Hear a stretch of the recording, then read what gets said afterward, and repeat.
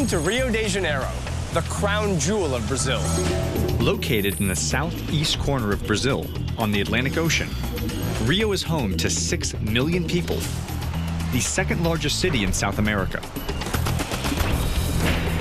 This city is famous for Carnival, the single largest party in the world, samba dancing, and Christ the Redeemer, the enormous iconic sculpture perched atop Corcovado Mountain. Soon, Rio will be known for something else, as only the third city in history to host both the World Cup and Olympic Games back to back.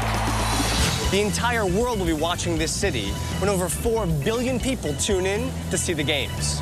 The problem is, Rio may not be ready because this city suffers from blackouts. But just 1 month after winning their Olympic bid, Brazil suddenly went dark in one of the largest blackouts in human history. For 5 hours, 60 million people were without power.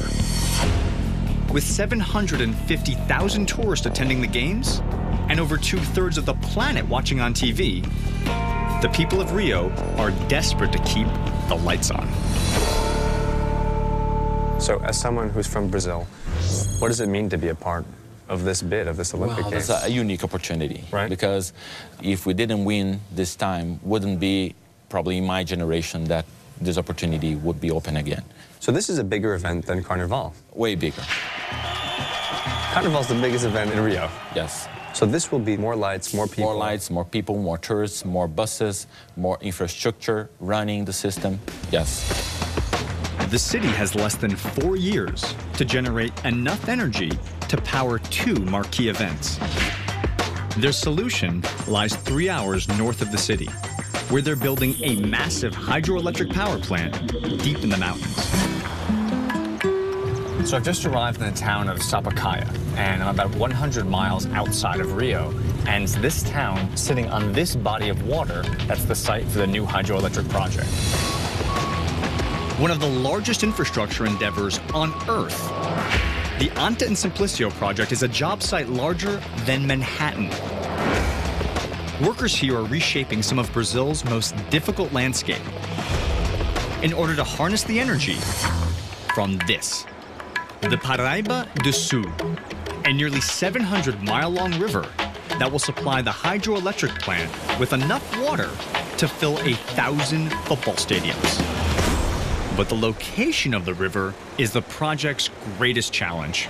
Now, the issue is if they put the hydroelectric plant right here, the reservoir required to feed this plant would cause a big flood.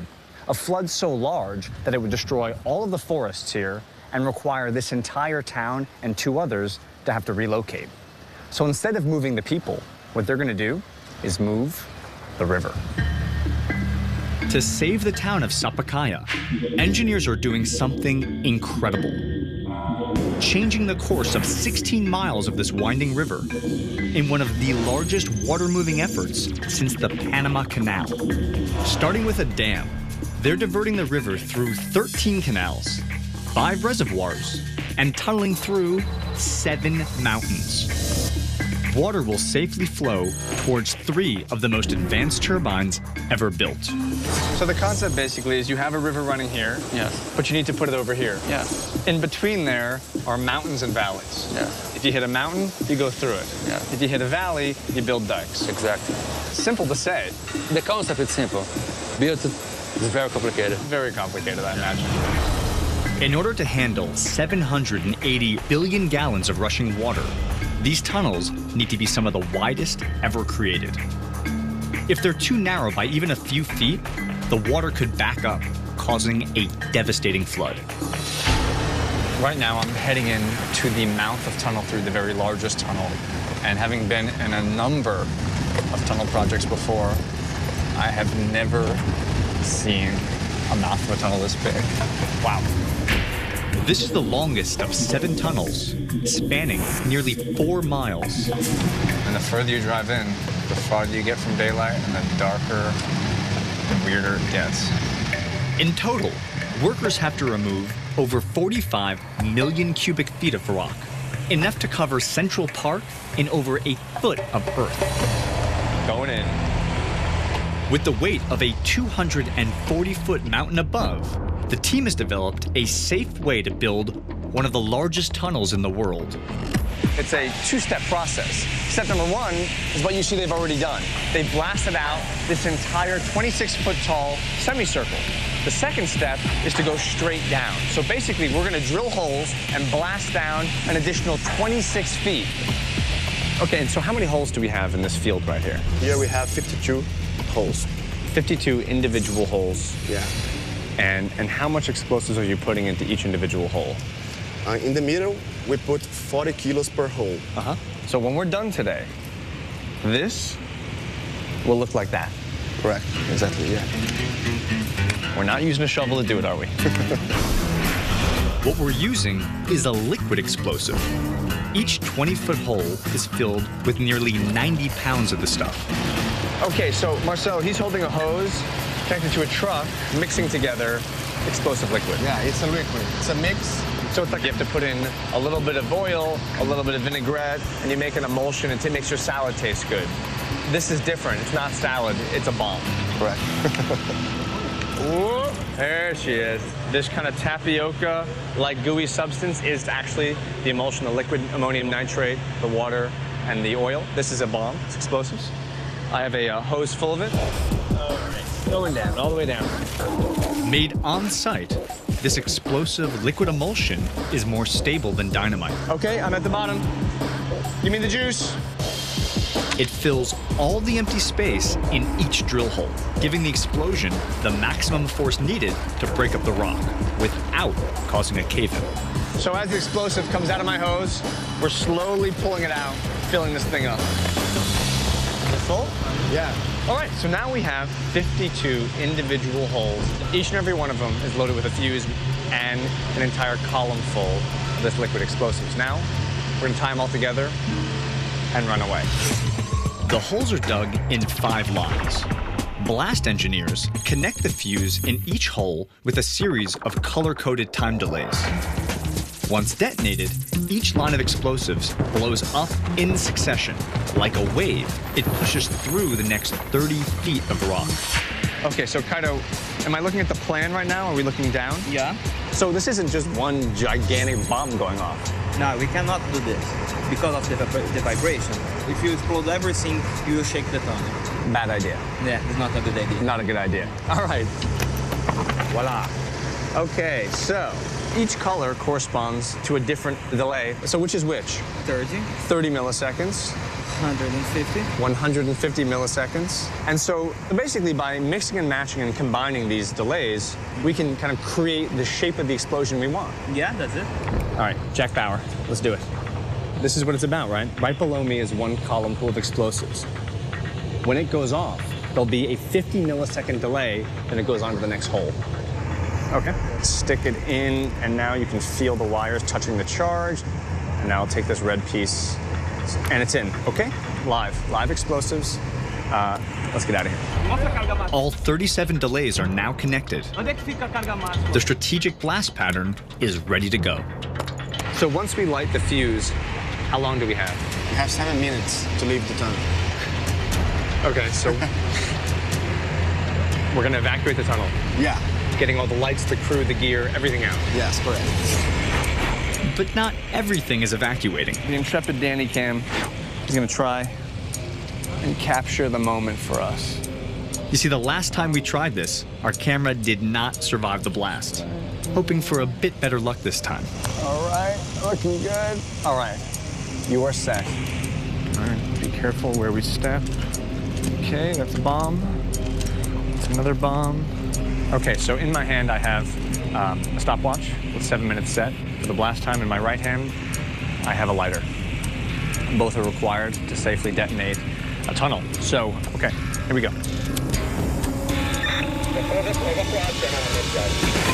Fuse is lit, fuse is lit. Come on, come on. Philippe, get in the back, hold on tight. Jay, get inside, quick. Philippe, you're good? All right. Lights on. All right, here we go. Oh, emergency brake. The mouth of the tunnel is over 2.5 miles away. making it almost impossible to reach in just 7 minutes. We're gonna make a left here. Oh, good thing they told me that. Okay, gotta change gear. Sorry, dude. Our only way out is a small access tunnel located a half a mile from the blast site. This is ridiculous. So I'm actually driving as fast as I can, but the roads are really crappy, so the idea is don't get a flat. Oh, come on. Come on. There it is. We're almost there. I can see the light. A minute and a half to go. Come on, car. Come on. Get up there. Come on, damn it. You okay, Philippe? Yeah. Woohoo!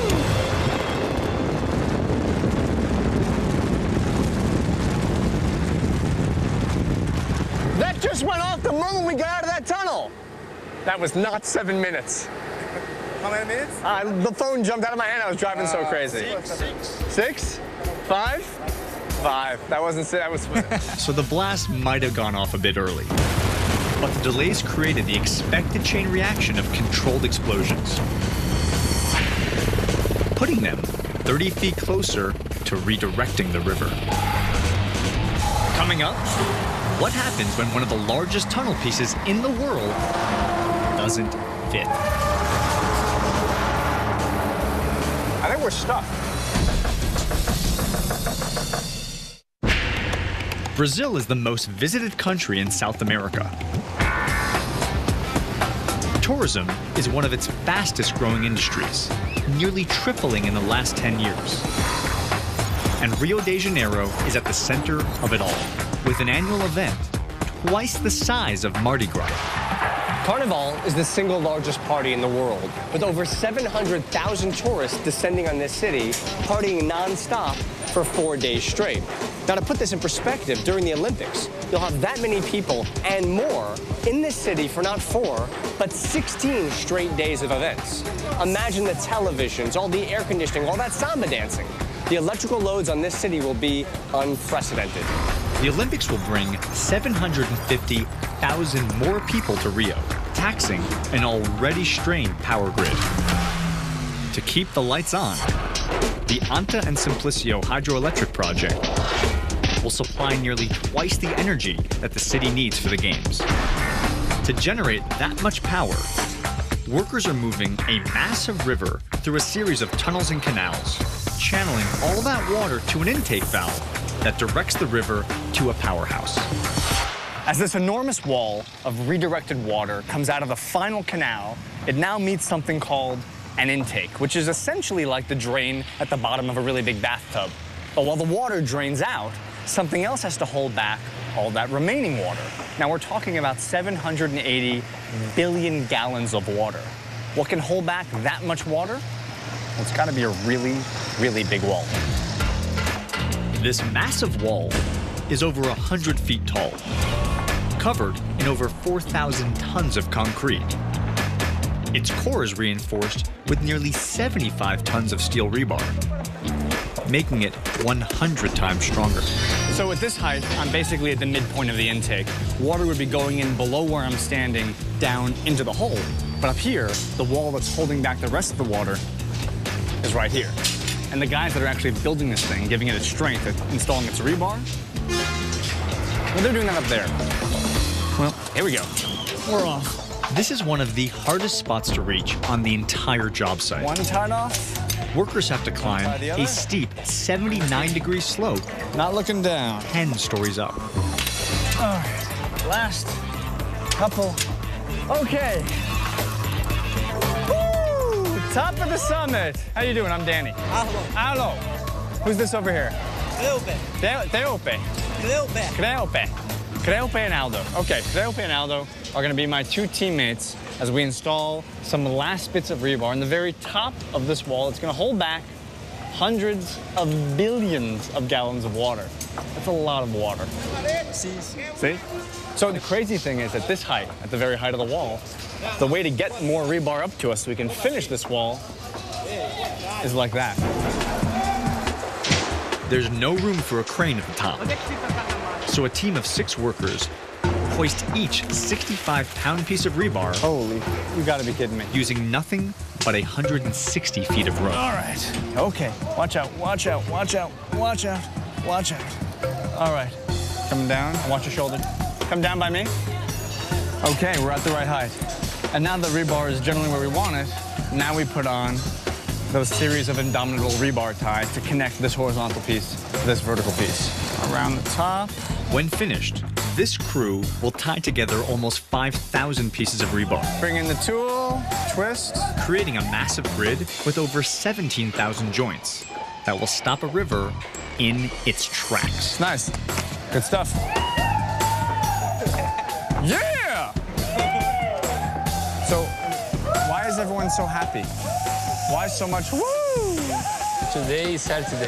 Today's Saturday. I see. Which means tomorrow's no work. No rules. Got it. All it takes is a day off. Brazil just blows up. There it is. Oh my God, it's like a prison break out here. Well, it just goes to show just how hard these guys have been working. 6 days a week, almost 16 hours a day to build what will be one of the most important pieces of infrastructure ever to be built in Brazil. And why? To make sure this city, when it houses both the World Cup and the 2016 Olympics, they don't have a blackout. Engineers expect a wall of water nearly 100 feet deep to barrel into the intake wall. After the water passes through, it drains at the base of the wall and enters 3 underground tunnels called penstocks, which begin with a 10-story drop to speed up the water. It gains momentum down a 7-degree slope, rushing towards the turbines. The faster the water, the more electricity they generate. So that's the turbine down there. Yes, And the central idea with the penstock is to do what to the water? increase the speed and the pressure. Both needed to move the turbines. And so the water's moving how many meters per second? 10 meters per second. 10 meters per second, so that's like 20 miles an hour. Yes. Water moving that fast would tear away rock from the walls and ceiling. Its force is stronger than a massive ocean wave and capable of causing a tunnel collapse. To reinforce the penstock, workers line the final 350 feet with 50 massive rings, totaling 800 tons of solid steel. Now, one of the fascinating parts of this process is they're moving a big, heavy object, but they're not using a crane because we're in a tunnel, right? There's no room for a crane. So rather than having a crane operator, we have a truck driver and an angry one. Let's go meet him. All right, here we go. Hello, sir. How you doing? Your name? Anderson. Anderson. Isto. I'm Danny. Danny. Danny, nice to meet you. Are you nervous? 'Cause it's a heavy piece, we're in a tunnel. Devagar. Keep it cool. Let's do it. Rock and roll. All right. The ring is attached to a trailer and is more than half the weight of the truck. It'll take everything this truck has to get it into place. Okay, so Anderson wants to crank the RPMs up because he's actually gonna want a ton of torque to stay on the truck, so the weight of that steel piece doesn't actually drag the truck backwards. So he's letting the engine tune up. Also, I might add, from afar, Anderson, very tough exterior, kind of tough truck driver appeal. But here in the cab, this guy's a teddy bear, huh? Yeah, he is. He loves it. He loves it. All right, here we go. So we're popping it in gear. Wow. I mean, Anderson is basically smacking into the back of the steel ring and quite literally pushing it.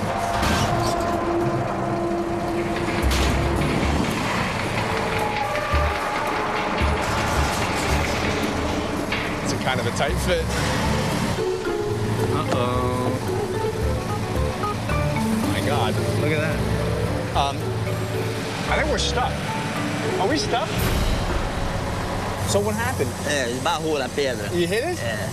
Is that okay? Agora tem que pegar a máquina, puxar. Smacked it. Well, it happens. I mean, if you're basically parking like what is an enormous truck with a gigantic 16-ton steel tube, you might hit the side of the garage. Anderson did. It happens. Let's go check it out. It takes 3 days to secure each ring to the tunnel wall. And the crew has 3 penstocks to complete and another 146 rings to install. But for now, this operation has come to a grinding halt. So there's a flange on the outside of the steel that kind of protrudes out, and that flange somehow has gotten behind this bump out of concrete. So not only is it stuck on the side of the wall, it's actually blocking itself from getting unstuck. We're going to be here for a long, long time. Up next, sealing the most advanced turbine ever built with a 3,000-degree welding stick. Sorry. Right. If you touch the rod to any metal. Brazil is the third largest consumer of electricity in the Western Hemisphere, with usage doubling in the last 25 years. This country is turning to its greatest resource, water. There are many different ways to make the electricity we need to power our cities. You can burn coal, you can burn oil, you can build a nuclear power plant, you can have a wind farm, even a solar farm. Now, for a country like Brazil that has 1/5 of the world's fresh water, a water solution makes obvious sense. The Paraíba do Sul is one of over 120,000 rivers in the country. And for the last 3 years, workers have cleared a new 16-mile path through 7 mountains, removing 650 million cubic feet of earth, all to bring that water to 3 of the most advanced turbines ever built. We are now at the final leg of this race. The water, now traveling at its maximum speed, is going to come barreling out of the steel casing, which will ultimately connect to this right here. This thing behind me is called the spiral casing, and this is where the water finally makes electricity. It's going to spin around this, pulling a 360-degree turn, all the while rotating the blades of the turbine. The turbine acts essentially like a water wheel. As water rushes around the spiral case, it pushes 13 angled blades, spinning the 35-ton turbine and generating power.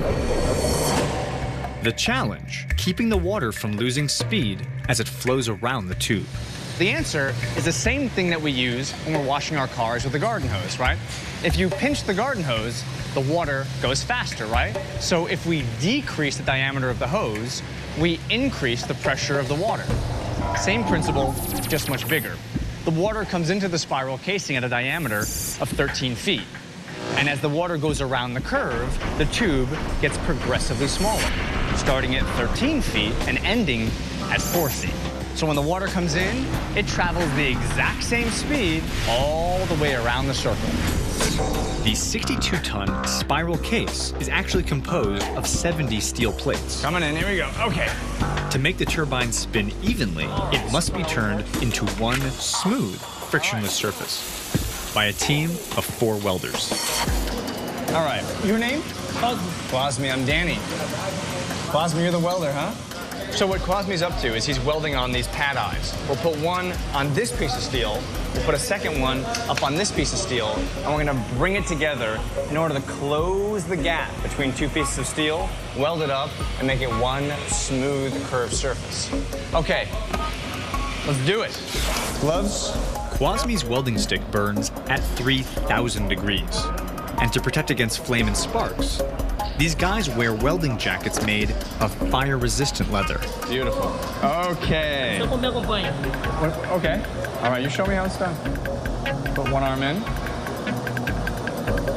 And then put the other arm in.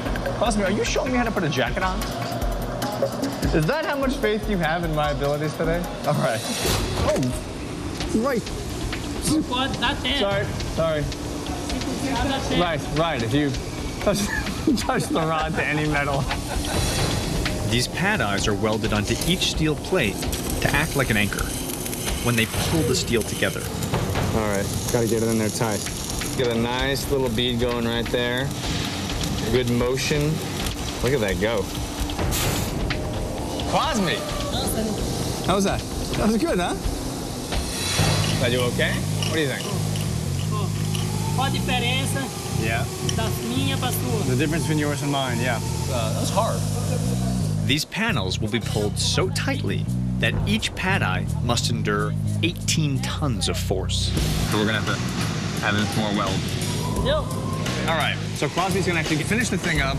Now, next step is the guys will put chain blocks onto that pad eye. Once we put tension in the line, we can pull the pieces of steel closer together, because in the end, they're taking these different individual curved segments and making one long curved tube that lets the water rapidly turn around and spin the turbine. 79,000 gallons of water will rush through the spiral case, with nearly the same force as a rocket during liftoff.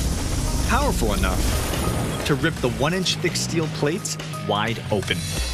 Now, to prevent that, the crew must entomb all 3 cases in over 2,000 tons of concrete.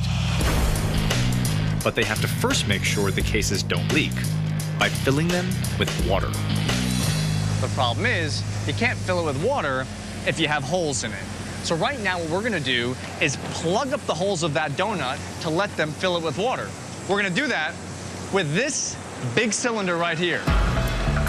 The plug is actually a 32,000-pound steel ring. All right, let's shackle it up. And once lowered into place, it will seal up the spiral case, making it watertight. Okay, so everything in Portuguese is different from English, even the crane operator instructions. So, for example, going up with the crane? Para cima.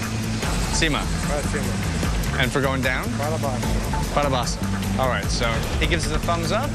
Okay, bring her up. Here she comes. 16 tons, wide load.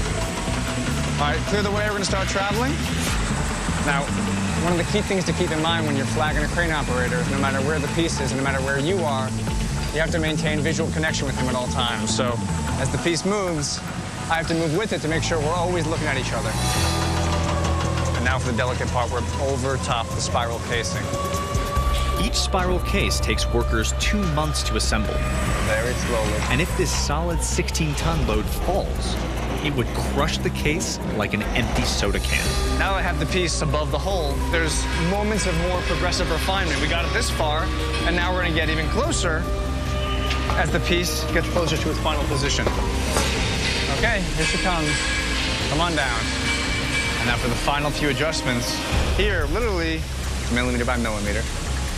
You can see it, just gonna clear the threshold with absolutely no room to spare. Look at that. With only 1/64th of an inch of clearance and a crane operator perched 90 feet up, This way. there is no room for error. Come to me a little bit. Keep it coming. Stop it right there. Good. All right, so now we are lined up all around. The circle should fit into the hole. Check it out. Everyone seems happy. So we're good. We're successful. Obrigado. Cool stuff. My first time operating a crane via hand signals. Did a decent job. Coming up, clearing out nearly 4 miles of canals So these are the explosives right here. calls for some serious firepower. Oh, the noise is so bad. You can hear it's like bomb-on-bomb action. But first, how many hydroelectric dams are located in the entire country of Brazil? I'll tell you the answer after the break.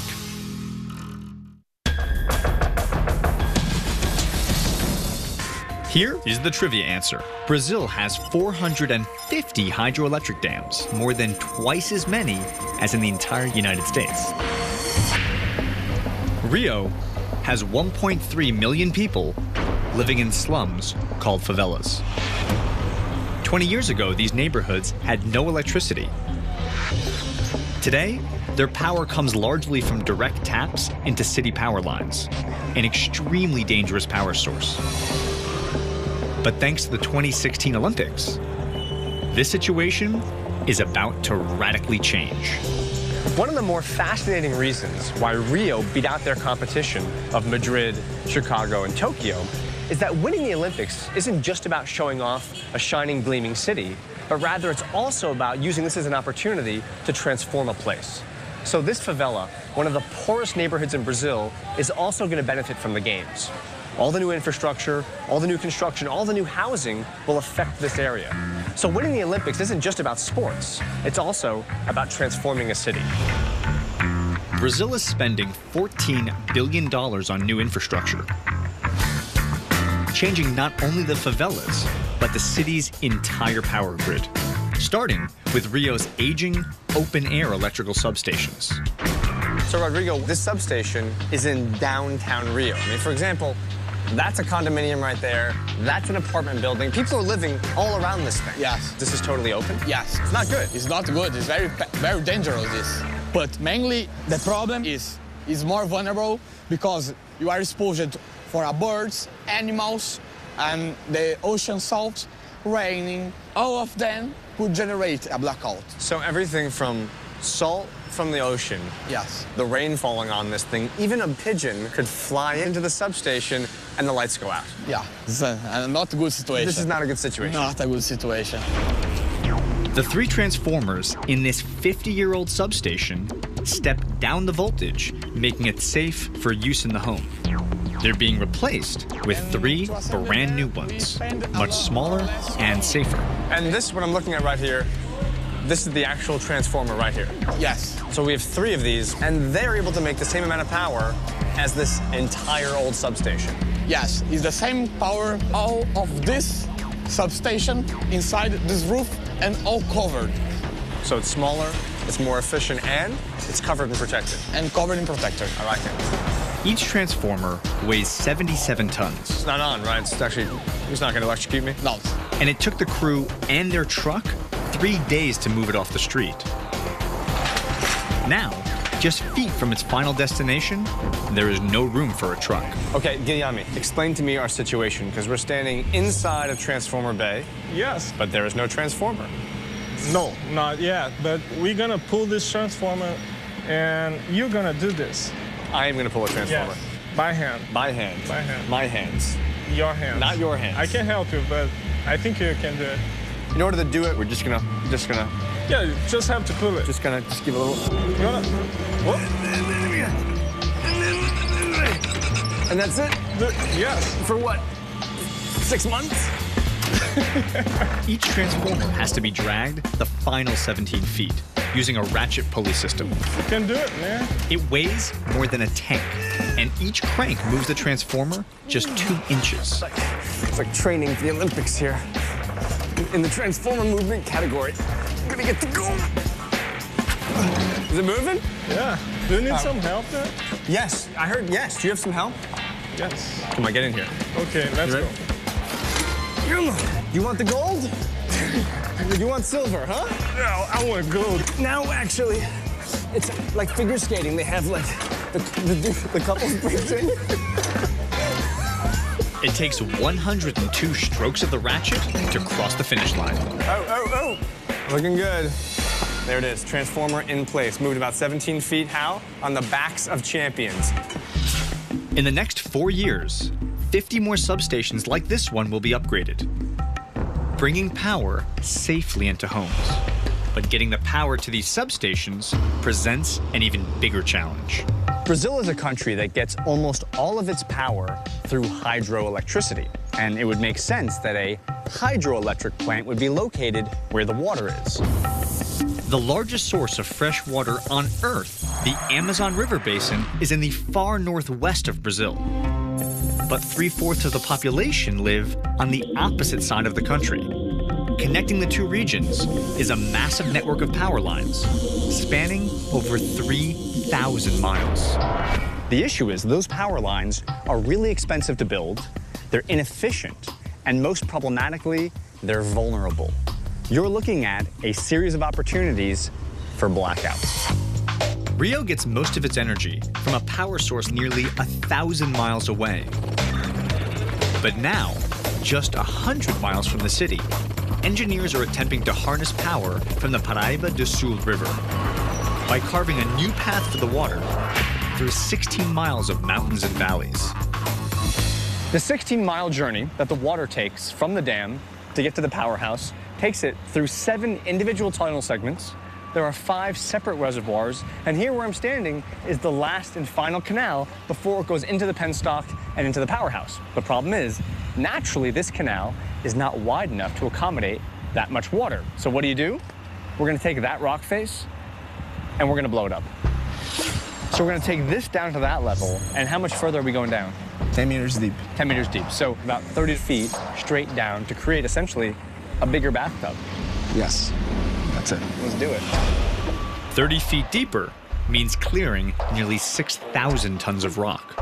So these are the explosives, right here? They're using over 2,300 pounds of explosives, enough blasting power to hit a 2.0 on the Richter scale. And we're gonna lower this down the hole and essentially just fill it with these white sausage-like explosives. See, let's do it. One at a time, just drop them in. You want one at a time? It's okay to drop them 30 feet, there's no risk? Problem. No problem. Not at all. Yeah. Oh, the noise is so bad. The noise, you can hear it's like bomb-on-bomb action. Each hole is filled with 50 pounds of explosives. And we're in. We're good.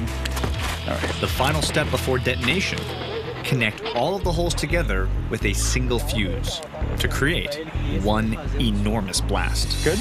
You like it? Let me see that thing. All right, so this is the fuse.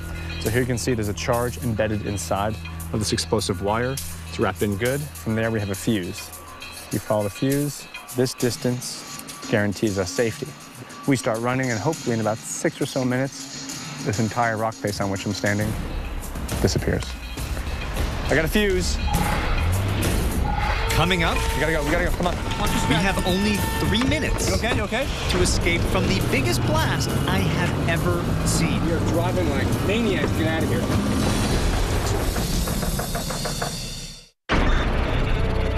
Just 1,600 feet of rock separate a river from this hydroelectric powerhouse that could end Rio's energy problems. Nothing that 1 ton of explosives and a fuse couldn't solve. Okay, so right here, 150 centimeters equals how many minutos? 3 minutos. 3 minutos. The blast will send nearly 6,000 tons of rock flying throughout the valley. The 3-minute fuse leaves us barely enough time to safely clear the blast zone. So the cars are now backing up. All 4 doors open, so as soon as we light the fuse, pack in the car and go. Yes. Okay, it's like a movie. It's like Cannonball Run here. All right. Yeah, as fast as we can. As fast as we can. Okay, that's cool. The area's being cleared. The siren is going. We're gonna light this fuse, and that literally means we'll have 3 minutes to run into that car and get way away from here, because within 3 minutes or so, this entire rock mass will start flying in the air. All right. Set.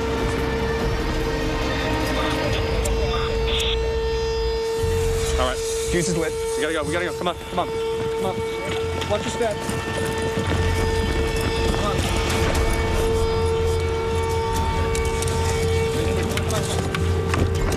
You okay? You okay? You're driving like maniacs. Get out of here. Oh, boy. Go, baby, go. All right. No stop signs now. No stop signs. Let's go. Let's see, minus 1 minute to go. We gotta get 1,500 feet away from that blast. Work that. No, we're good. We're good. It should blow any second right now. Holy.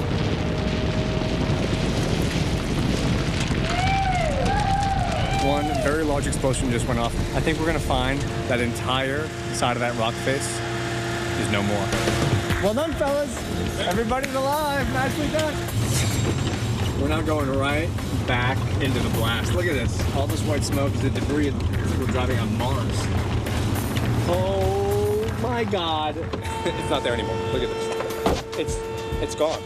The whole thing is gone. Oh my God. So what was an enormous rock face, literally an entire chunk of stone, is now a pile of rubble awaiting excavation. Fellas, that is a work of art. Fernando, the gold medal winner, Olympic champion in Blow It Up Mountains. No, it was all you. Beautifully done. Beautifully done, sir. Really amazing. That was incredible. It'll take 53 more blasts to shape this 115-foot wide canal and bring 780 billion gallons of water to the powerhouse. The next challenge, keeping it that wide. The issue is, this massive earth-moving operation is man-made and will, over time, begin to erode. So today what we're gonna do is apply a system to the side of this canal to make sure no matter what happens, it stays put and does not erode over time. To prevent rain from eroding the sides of the canal, Should we head up? the team must spray the hills with hydro seed. Oh. The homemade solution starts with water, soil, mulch, Yeah, there we go. and a special blend of local grass seed. These are the seeds right here? Yeah, they have about 7 species. So it's this mixture, this blend of seeds that will actually enliven the soil, give it some strength, and minimize that erosion. Yeah. All right, here we go. Finally, they add a natural fertilizer. This is the good fertilizer. Yeah. This is organic, healthy. Is this poop? It's poop with soil, but it's organic, you know? Yeah, it's poop. It's poop. Organic fertilizer. What do I think it was? It's poop. All right, so we have our 7 different kinds of seeds. We have our 4 bags of mulch. We have 5 bags of organic fertilizer. Are we done? Are we ready to shoot? Ready. All right, let's mix it up and shoot some seed. Ultimately, the team has to spray hydroseed over 5 million square feet of land. Nearly enough grass to cover Times Square. Oh yeah. Workers use a hose with 80 pounds per square inch of pressure, spreading over 2,000 gallons of hydroseed in just 30 minutes. Here's the handoff. Here's the handoff. I'm stepping in. Hang on. Oh, wait. It's taking me. My God. Yeah, I got it. Okay. It's like I'm fighting a freaking boa constrictor. Come on. Okay. I got it now. There it is. I got it. Don't make it a battle. The crew has just 4 months to complete all the hydroseeding before Brazil's dry season sets in and the grass won't grow. So in just 2 months' time, I'm going to see plants that big. Exactly. And it's that grass planted on that hill that will keep the slope in place, minimize erosion, and let that water flow from this side all the way down towards the power station without interruption.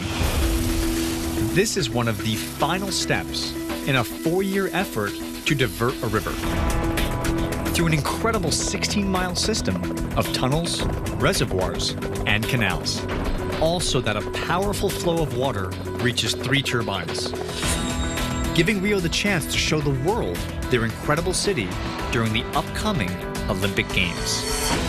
Rio will be a radically different city as a result of these games. Yes. It's not just about sports, is it? No, it's much more. It's much more. Actually, sport is the driver, is what catch the attention, is what catch the passion. Right. But below that, there's much more happening.